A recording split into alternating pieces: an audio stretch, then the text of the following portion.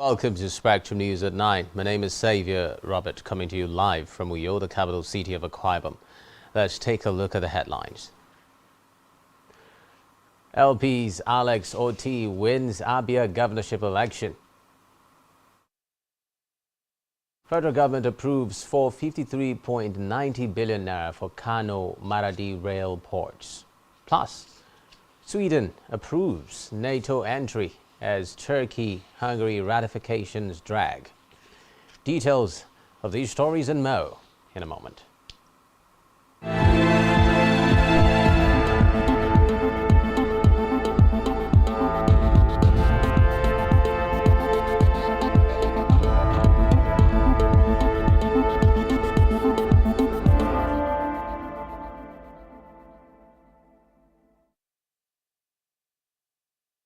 First in the news tonight, the Labour Party candidate Alex Oti has been declared the winner of the Abia State governorship election following the declaration of the results of the controversial Obingwa local government area results.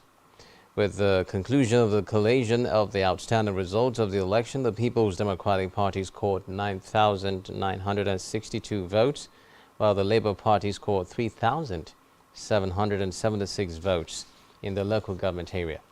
Consequently, the LP has won in 10 local government areas, the PDP in 6 local government areas, and the Young People's Party in 1 local government area. The governorship candidate of the Labour Party in Abia State, Alex Oti, was consequently declared the winner of the 2023 governorship election in Abia State. Oti polled a total of 175,466 votes to defeat his closest rival and candidate of the PDP, who scored 88,526 votes. In another development, President Muhammadu Buhari today said his government had sufficiently degraded the Boko Haram insurgents whose activities destabilized Nigeria's northeast. He noted that his government was tackling oil theft head-on, especially with the interception of over 220 vessels involved in maritime criminality within Nigeria's exclusive economic zone since 2018 till date.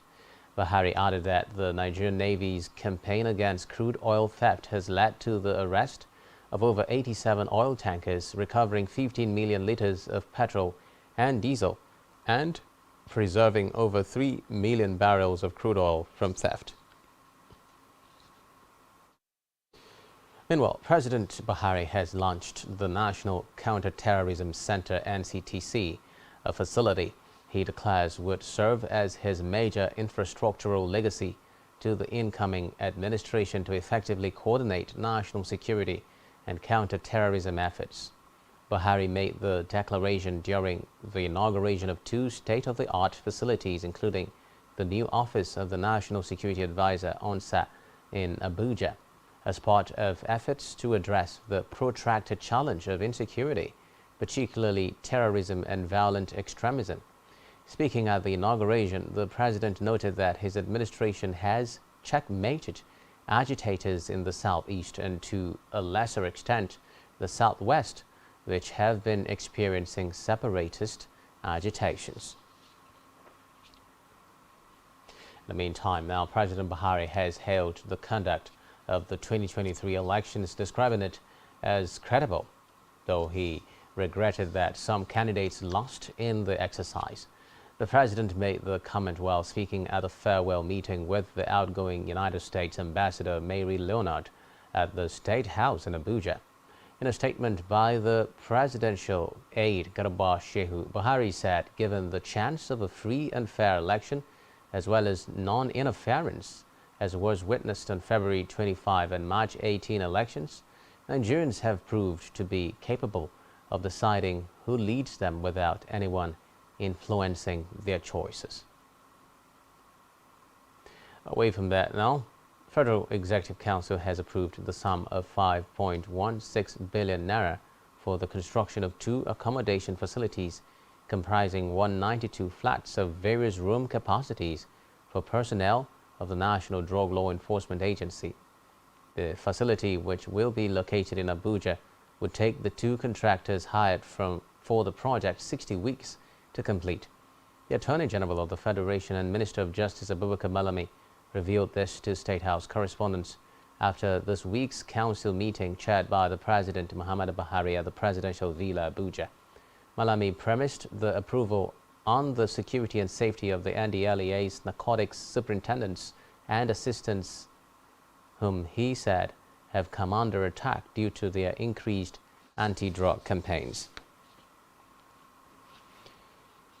In a related development, the Federal Executive Council has approved the sum of 453.90 billion naira for the procurement of rolling stock, operation and maintenance equipment for the Kano-Maradi standard gauge rail line currently under construction. This also includes 510.93 million naira for the procurement of 4 customized fire service search and rescue vans in seaports at Port Harcourt, Lagos Port Complex, Tinkan Island Port, and the Marina headquarters of the Nigerian Ports Authority. The Minister of Transportation, Muazu Sambo, disclosed this to State House correspondents after this week's council meeting chaired by the President Muhammadu Buhari at the Presidential Villa, Abuja. In the meantime, in continuation of the tradition of regular interactions with major players in the aviation industry since the inception of President Buhari's administration, the Minister of Aviation, Hadi Sirika, will be hosting aviation stakeholders on Thursday in Abuja. A statement by the Special Assistant to the Minister on Public Affairs, James Odaudu, noted that the idea of the regular meetings is to enable stakeholders make inputs in the development and implementation of programs and policies for the success of the industry. According to the statement, the Stakeholders Forum, which is the 10th edition, is an interactive session conceived to bring together all relevant industry players to brainstorm on the policies and programs that have and will continue to move the nation's aviation industry forward. Meanwhile, the Federal High Court sitting in Lagos has struck out the federal government's suit seeking to recover and forfeit the sum of 70 trillion naira it alleged was stashed in 29 bank accounts by some looters. Justice Peter Lifu held that the federal government's lawyers and the private lawyers, which it subsequently gave a fiat, did not diligently prosecute the case. The judge expressed shock that the plaintiff counsel Mohammed Ndarani San and subsequently Femi Falana San suddenly developed cold feet over the alleged public interest case. Meanwhile, the federal government of Nigeria and the Attorney General of the Federation and Minister of Justice, Abubakar Malami, are the plaintiffs and applicants to the suit. To the judiciary now, where the Federal High Court in Abuja today dismissed an application by a suspended Deputy Commissioner of Police, Abba Kyari, seeking to strike out charges against him. In his ruling, Justice Emeka Nwite Kyari dismissed the application on the grounds that the court has the exclusive right and jurisdiction to hear drug-related cases as enshrined in the Constitution of the Federal Republic of Nigeria and the National Drug Law Enforcement Agency and the LEA Act. Justice Nwite held that Section 251 of the Constitution confers the court the powers to hear and determine the charge. Kyari had told the court that the charges against him were premature, insisting that the NDLEA ought to have allowed police to exhaust its internal machinery before it instituted the action. Still from the judiciary, a Federal High Court sitting in Port Harcourt, the Rivers State capital, has granted bail to a member representing Port Harcourt Federal Constituency 2 at the National Assembly, Chinyere Igwe, in the sum of 100,000 naira. Trial Judge Justice Stephen Dela Palm, in his ruling on the bail application, directed that Igwe should submit his international passport to the Nigerian Immigration Service. According to reports, the matter was adjourned till the 4th of May 2023 for commencement of trial.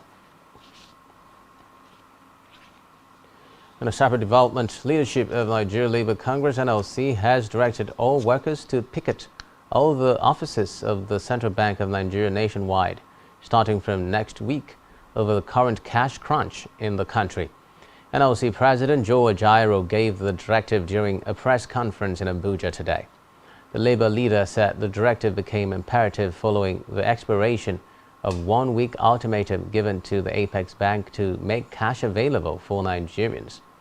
Recall that the NLC last week gave the CBN and commercial banks a 1 week ultimatum to make Naira notes available to workers and Nigerians.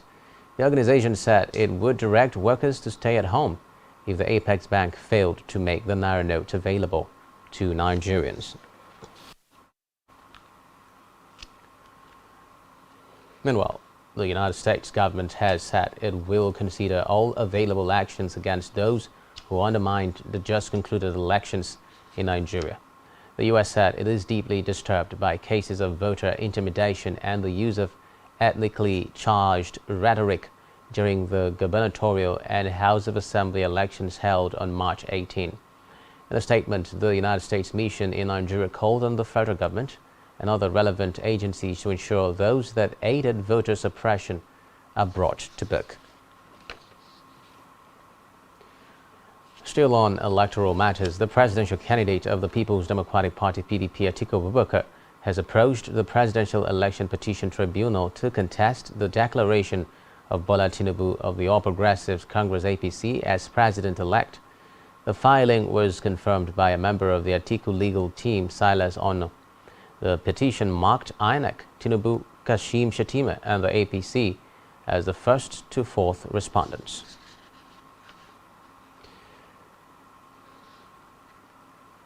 Dwelling on electoral matters now, the Bauchi Police Command have arrested 11 suspects in the state for alleged criminal conspiracy, thuggery, being in possession of dangerous weapons and disturbing public peace in some parts of the Bauchi metropolitan. Also, at least one person is reported dead in Karofin Madaki and as thugs attacked the area. A statement issued by the police public relations officer Ahmed Wakili indicates that 30 assorted dangerous weapons have been recovered by the police during a raid of the metropolis. According to the statement, the technical teams attached to the command sustained an aggressive stance against miscreants across the state in a bid to curtail the breakdown of law and order following the just concluded gubernatorial and state assembly elections. Elsewhere, some protesters have stormed the National Assembly in Abuja over the just concluded presidential election in Nigeria. The protesters carried placards with different inscriptions. According to reports, some of the women were crying and laying curses. This is coming less than 24 hours after a protest erupted at the Unity Fountain on Tuesday in Abuja. Back here now, Akwa Ibom State residents have commended the Independent National Electoral Commission (INEC) on their conduct in the just concluded gubernatorial and state houses of assembly elections. Speaking with our correspondent Esther Toyo on the reactions to the elections, they said the election was free, fair and credible, as there was no record of beavers malfunction. I voted my own. The whole scenario is very nice, very peaceful. The INEC, they are doing their best to making sure that everything runs smoothly. So the voters are here, they have voted, and I believe that so many people are coming out to vote. There is no challenge whatsoever. We are blessed to have a level of civility around here, and there's a lot of the people right here are very calm, and everybody's doing what they're supposed to do, and there are no harassment in this particular unit. We don't know what's happening in the other units, but as far as this unit is concerned, you can see how peaceful it is. They disclosed that voting was easy and peaceful in their polling units, while some others hinted that their polling unit witnessed late arrival of election materials and officials. There's no problem. We have made a vote here. No problem. My polling unit, we have votes. No problem. There's nothing like, let me say, like running or like talking, no problem in our unit. We arrange everything with them, and the conversation at 10 o'clock. So I've been able to vote, to cast my vote. Recall that the just concluded governorship election saw Moino as the governor-elect in the state. Still to come in the news. IMF staff reaches agreement with Ukraine for $15.6 billion loan. Stay with us.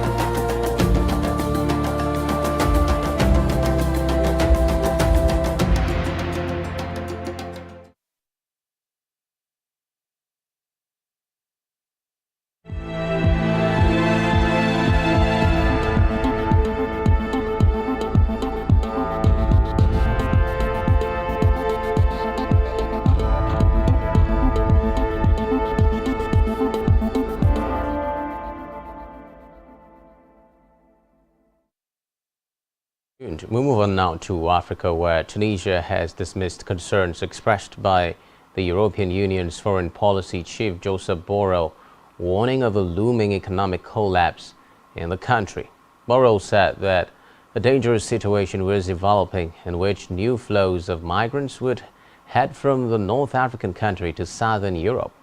Meanwhile, Tunisia's foreign ministry has described the comments as overblown. So in Africa, Tanzanian health ministry says a mysterious disease that killed 5 people has been identified as Marburg hemorrhagic fever. According to the ministry, the virus causes high fever, often accompanied by bleeding and organ failure. It is part of a group of viruses that include Ebola. Tanzania's health minister, Umi Mwalimu, urged citizens to stay calm, saying the government had managed to control the spread of the disease. She disclosed that 3 patients are currently receiving hospital treatment and 161 contacts are being traced by the authorities.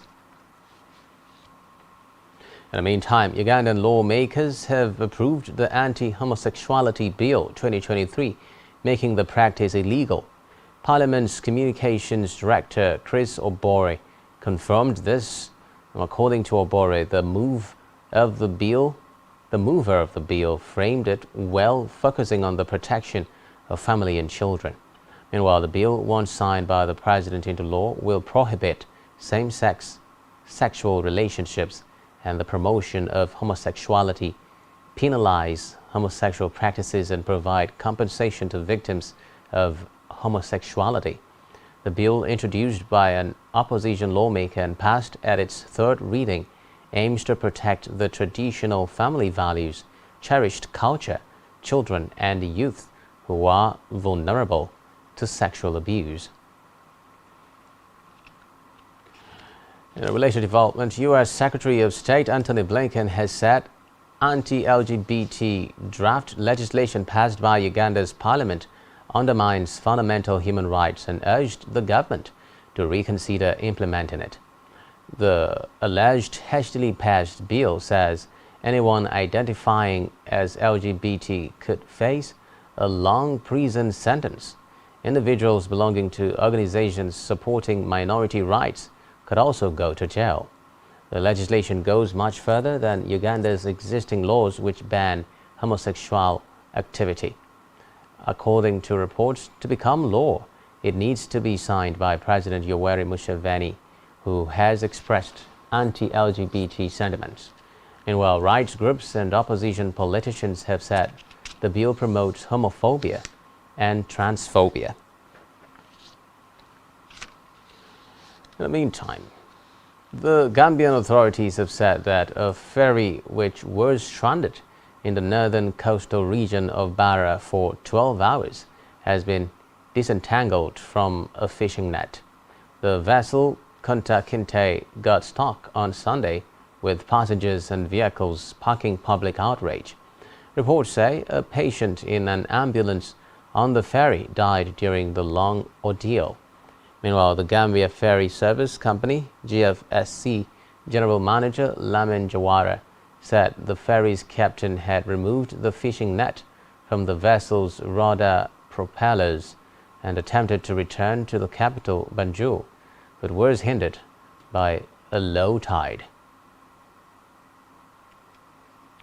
Elsewhere, Ethiopia's parliament has voted to remove the Tigray People's Liberation Front, TPLF, from the country's terror blacklist 4 months after the group signed a peace deal to end a brutal war against the government. The truce signed in November in South Africa's capital, Pretoria, ended a 2-year conflict that led to thousands of deaths and warnings of a famine.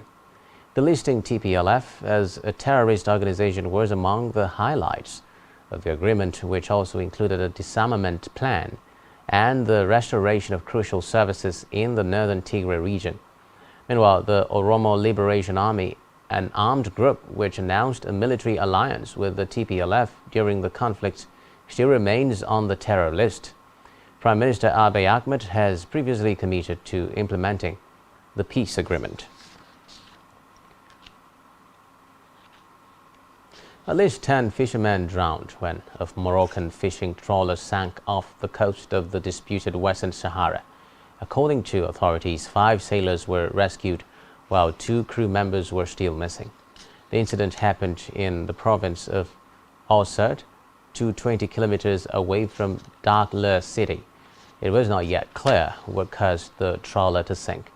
The Western Sahara, which is disputed between Morocco and the Algeria-backed Polisario movement, has a long coastline and access to rich fishing waters.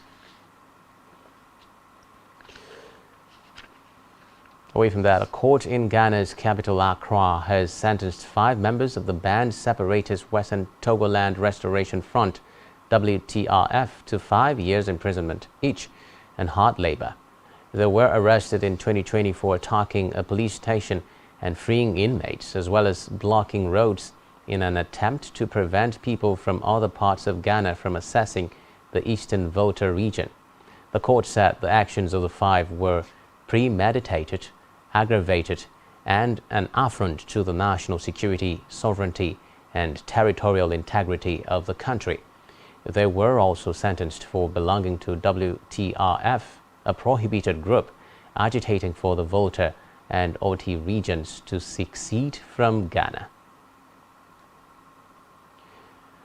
On the foreign scene now, security forces in crisis hit Lebanon's capital fired tear gas today at a protest against deteriorating living conditions as the currency plummeted to new lows against the dollar. According to the United Nations, the country's economic meltdown, described by the World Bank as one of the worst in recent global history, has plunged most of the population into poverty. Reports say many of the hundreds who protested in Beirut were retired servicemen whose army pensions have lost most of their value and depositors locked out of their savings by cash-strapped banks. Security forces fired tear gas as some demonstrators tried to push through barriers to reach the Beirut compound, which houses government offices, while other protesters hurled stones. Still on the foreign scene, a grand jury was set to reconvene in New York today as it weighs whether to charge ex-President Donald Trump over hush money paid to a porn star. With barricades outside Trump Tower and police on high alert, the city has been holding its breath over the expected indictment for days, but the timing is uncertain. The 76-year-old Republican would become the first former or sitting president to ever be charged with a crime if the panel votes to indict. Meanwhile, the unprecedented move would send shockwaves through the 2024 election campaign in which Trump is running to regain office. Elsewhere now, at least 13 people were killed in Afghanistan and Pakistan by a strong earthquake felt across thousands of kilometers, but the region appeared today to have dodged the mass casualties usually associated with a tremor of such scale. The United States Geological Survey said the magnitude 6.5 quake was centered near Jorm in northeastern Afghanistan, but that the depth of 187 kilometers mitigated extensive damage.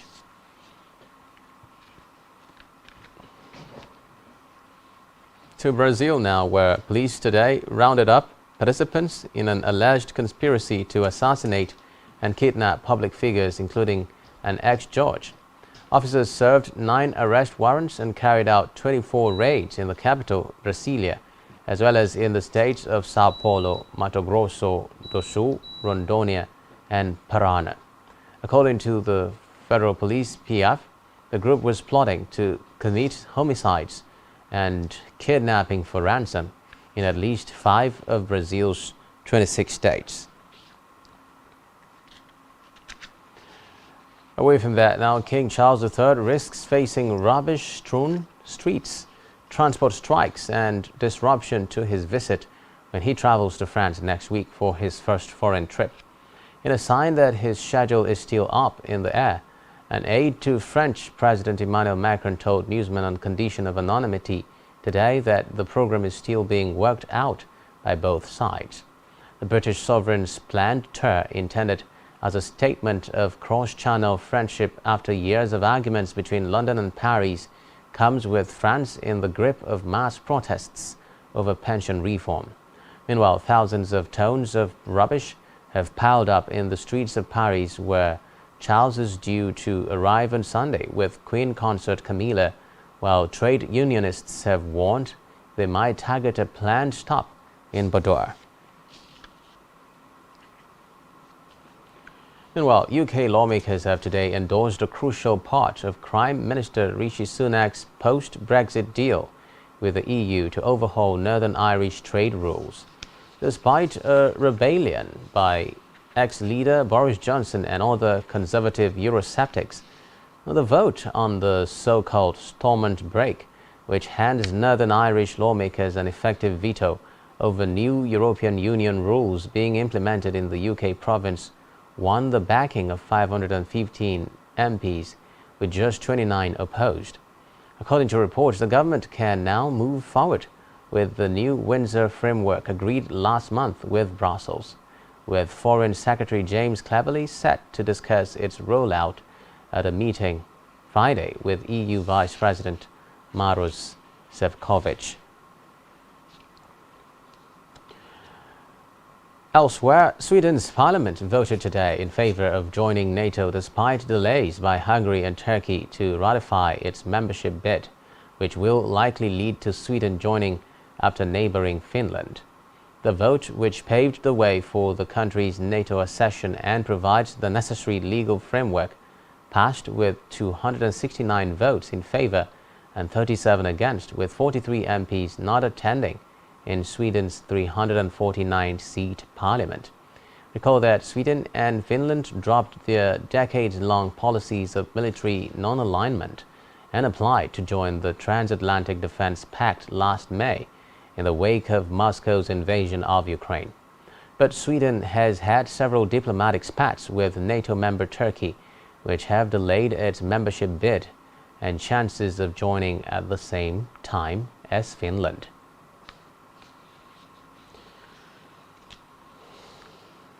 And now it's time for the latest business and stock market stories. We have Blyden Ocam standing by.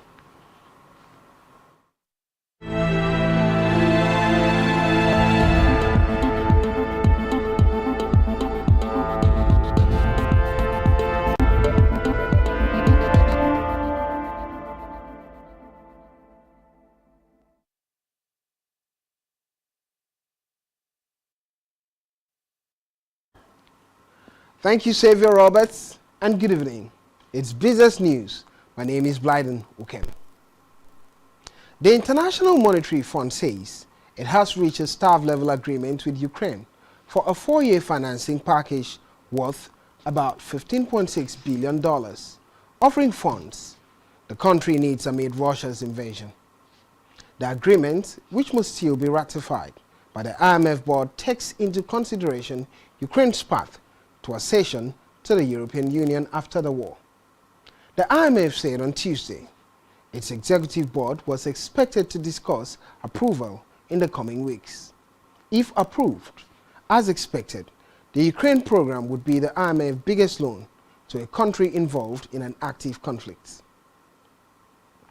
In UK, the annual inflation rate in the UK unexpectedly rose to 10.4% in February from 10.1% in January, the first increase in 4 months, and compared to forecast of 9.9%. Inflation is typically a broad measure, such as the overall increase in prices or the increase in the cost of living in a country. The biggest upward pressure came from the cost of food and non-alcoholic beverages at 18%, the highest since August 1977, against 16.7%. Mainly due to shortages of salad produce and other vegetables amid bad weather in Southern Europe and Africa. Also, the impacts of higher electricity prices, restaurants and hotels at 12.1%, the highest since June of 1991, against 10.8%, namely alcohol, saved in restaurants, cafes and pubs, clothing and footwear, and health. On the other hand, a slowdown was seen in prices for transport, particularly motor fuels, furniture, housing and utilities, recreation and culture. Compared to January, the consumer price index jumped 1.1%, the biggest rise in 4 months. To commodities. Cocoa prices jumped past $2,840 a ton, the highest since December 2020, due to supply tightness in top producer Ivory Coast. The latest data showed that cocoa arrivals at ports in Ivory Coast since the start of the season on October 1st reached 1,727 million tons by March 19, down 5.4% from the same period last season. Meanwhile, rains lately raised expectations for a decent mid-crop. The International Cocoa Organization, ICCO, forecasted global 2022-2023 cocoa stockpiles to fall 3.5% from a year earlier to 1.653 million metric tons due to weather variations, especially in West Africa. On the other hand, global cocoa production is seen climbing 4.1% to 5.017 million metric tons, and global cocoa grindings should decline by 0.6% to 5.027 million metric tons. It's time for the Nigerian stock market report. At the end of today's trading session on the Nigerian Stock Exchange, a total of 134.15 million shares in 2,479 deals corresponding to a market value of 1.33 billion naira were traded. The benchmark all-share index inched up 31.43 basis points to close at 54,936.11 points. And the current market capitalization of the Nigerian Stock Exchange is 29.9 trillion naira. 101 listed equities participated in trading, ending with 9 gainers and 14 losers. Wapik Insurance led the gainers with 2.44% share price appreciation, closing at 42 kobo per share. On the losing side, NCR Nigeria came out last with an end-of-day price depreciation of 9.69%, at 2 naira 61 kobo per share. Transcorp Nigeria recorded the highest volume of 28.1 million traded shares. This is all on business news. I'm back to Xavier Robert for the rest of the news. Many thanks, Leiden. Now still to come in the news. George exits Clippers loss with concerning right leg injury. Let's have this.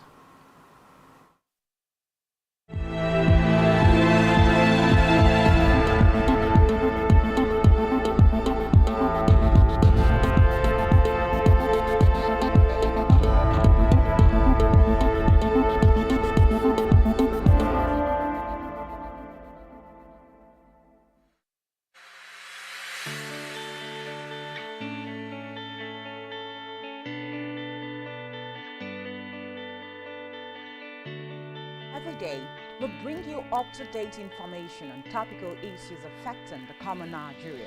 From issues on politics, hello Nigeria, I remain committed.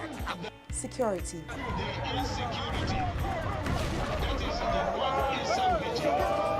education, health, lifestyle, and so much more. Join Janice Kobum and Uyai Anyeken every weekday from 7 a.m. to 9 a.m. on Rise and Shine Daily, exclusive on Spectrum Television.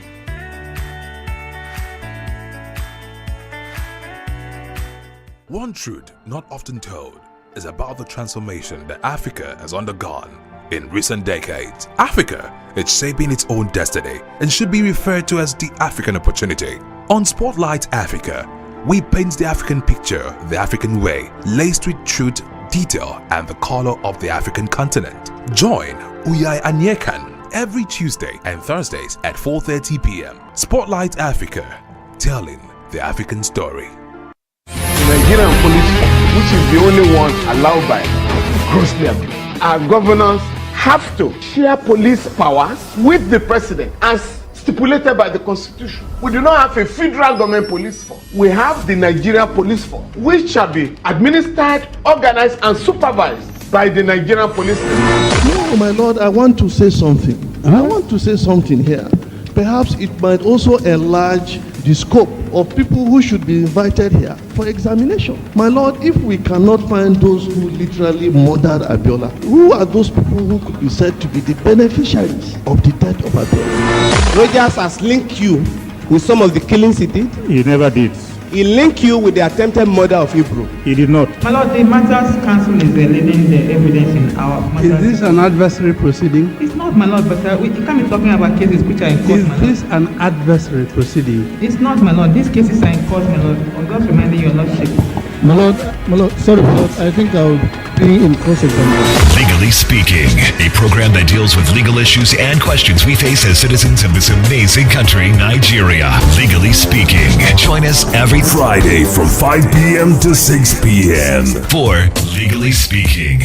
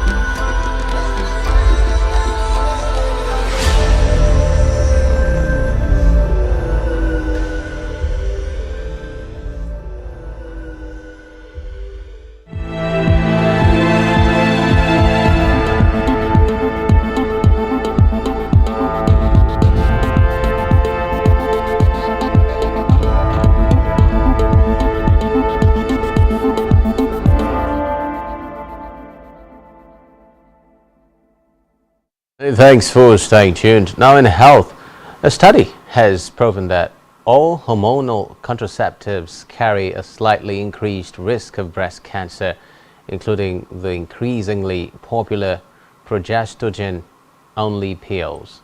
The researchers who carried out the study stressed that the increased risk of breast cancer needs to be weighed against the benefits of hormonal contraceptives, including the protection they provide against other forms of female cancer. Reports say, while the use of progestogen-only contraceptives have been on the rise for well over a decade, little research had been performed previously on their links to breast cancer. The study therefore found that the risk of a woman developing breast cancer was about the same for hormonal contraceptives using both estrogen and progestogen as for those using just progestogen. According to the study, women taking hormonal contraceptives have a 20 to 30% higher risk of developing breast cancer than those who do not use them. Let's head over now to Isaac for latest sports stories.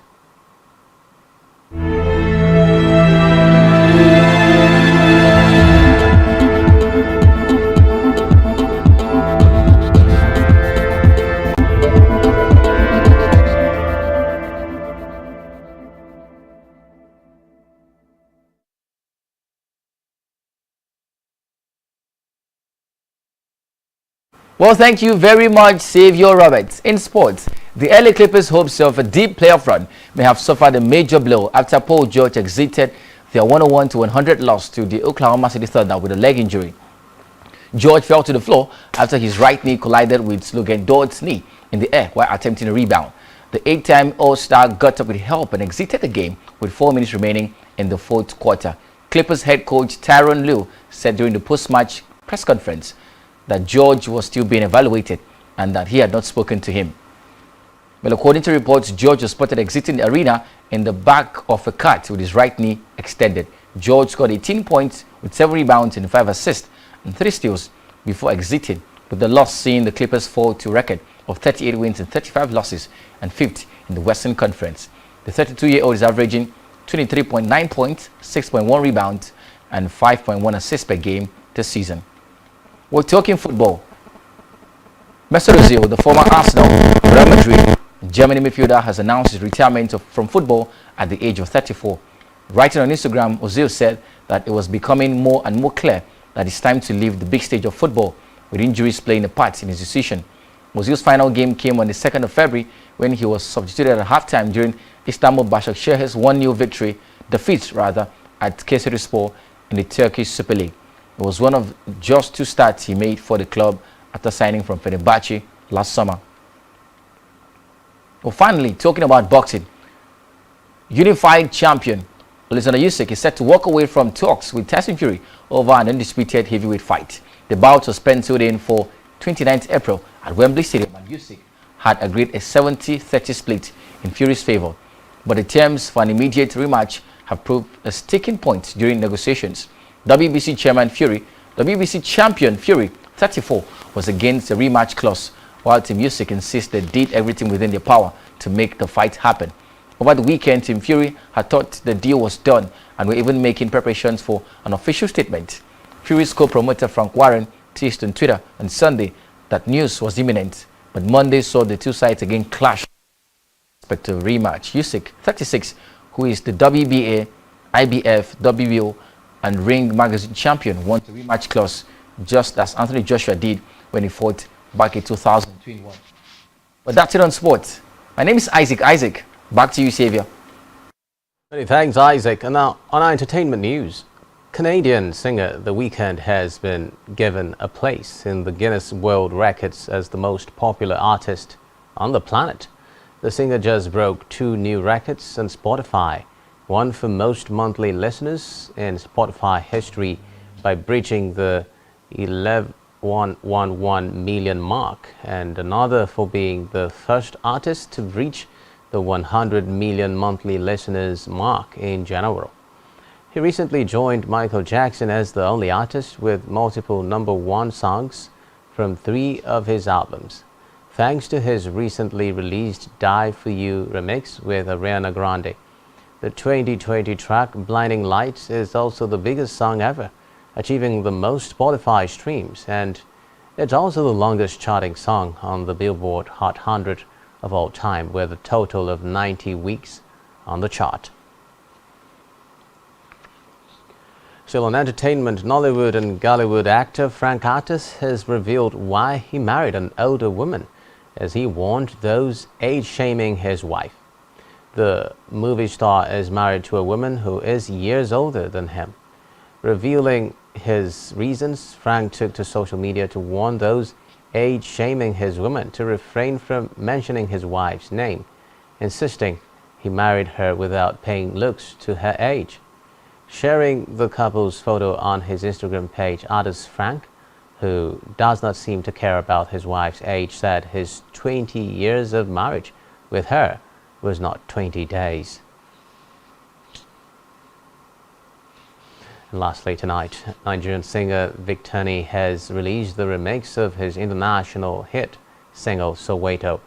He features Nigerian superstar Rema and American pop star Don Toliver, as he aims to take Soweto to a larger audience. Reports say Victony combines his sweet singing with Rema's captivating flows and Don Toliver pop star melody for a remix that combines Afrobeats cadence and international pop appeal for a song made for a global audience.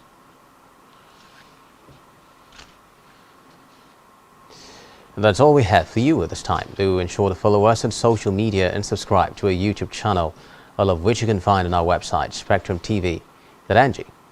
You've been watching Spectrum News at 9. My name is Xavier Robert, wishing you a terrific night rest. Bye-bye for now.